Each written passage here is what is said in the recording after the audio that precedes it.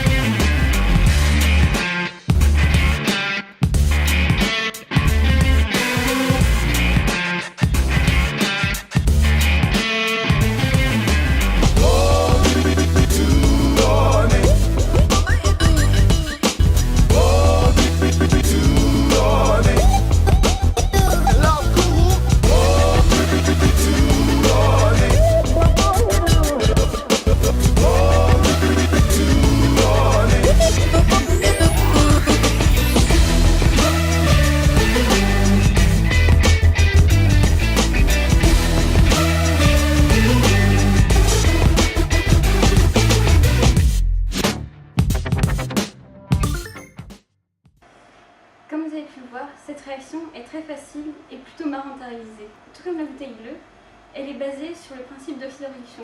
Oui, encore de la redox. On vous avait dit que c'était très présent dans la nature. Notre milieu contient donc de l'iodure de potassium, de l'eau oxygénée, du savon et de l'eau. Les ions qui naissent de l'iodure de potassium réagissent avec l'eau oxygénée et les ions formés par cette réaction réagissent de nouveau avec l'eau oxygénée. Dans un premier temps, on mélange l'eau oxygénée et le liquide vaisselle dans un bécher, puis l'eau et l'iodure de potassium dans un autre. Il vaut mieux mettre le colorant avec l'eau oxygénée pour que ce soit un peu plus homogène.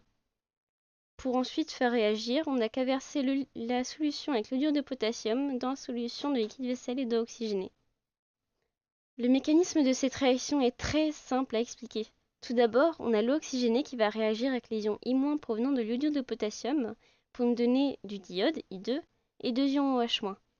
Comme tu le sais, c'est les ions OH- qui basifient une solution, et le diode étant super instable en milieu basique, il va réagir à son tour pour donner des ions iodate, IO3-, et iodure I- qui seront beaucoup plus stables dans ce milieu.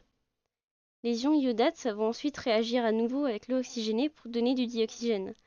Et vu que je pense que tu as déjà fait mousser de l'eau avec du liquide vaisselle, tu connais le principe. Le dioxygène formé va être emprisonné dans les petites bulles créées par le liquide vaisselle et former la mousse que tu vois. Cette réaction est super exothermique et on peut le constater notamment avec la vapeur d'eau qui se dégage. Alors j'espère que cette vidéo vous a plu. Si c'est le cas, laissez-nous un petit pouce bleu.